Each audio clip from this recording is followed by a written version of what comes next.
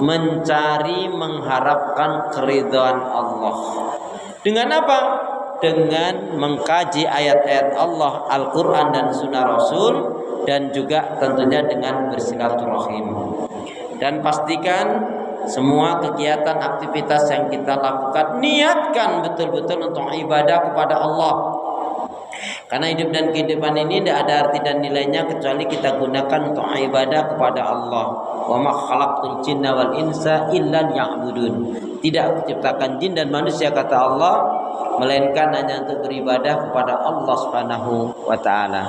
Ibadah itu apa? Ibadah itu semua ucapan, perbuatan, keyakinan yang kita lakukan, semua aktivitas semata-mata kita lakukan untuk mencari mengharapkan keridhaan Allah. Tentunya dengan sesuai dengan tuntunan Rasulullah. Itulah yang dikatakan ibadah.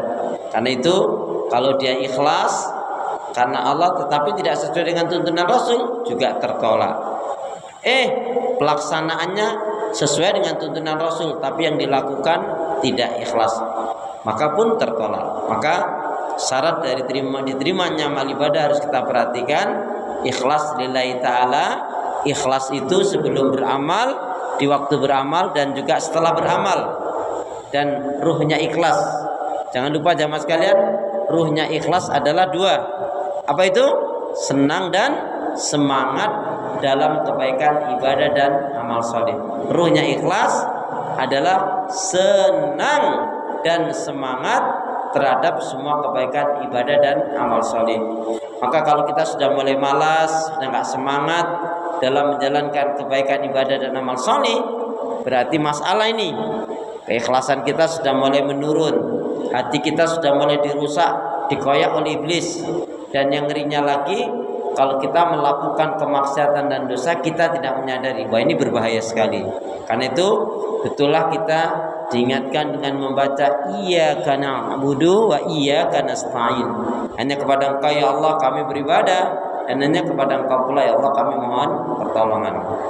Karena itu pula doa minta kita semoga hati, iman, ibadah, akhlak dan ilmu yang Allah berikan kepada kita hendaknya menjadikan kita bisa lebih baik daripada hari-hari sebelumnya.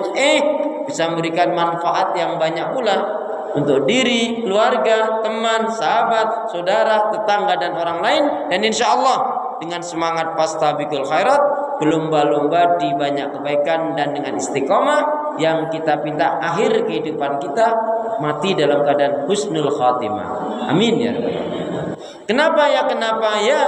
Karena muslim muslimah yang baik hatinya, imannya, ibadah, akhlak dan ilmunya, insya Allah muslim muslimah yang baik hatinya, imannya, ibadah, akhlak dan ilmunya, insya Allah jiwanya tenang dan tentram walaupun tabungannya banyak. Amin ya rabbal alamin. Bapak Ibu ikhwan akhwat sehat semua? Ibadahnya lancar? Tambah sabar, makin bersyukur, lembut hatinya, harmonis rumah tangganya.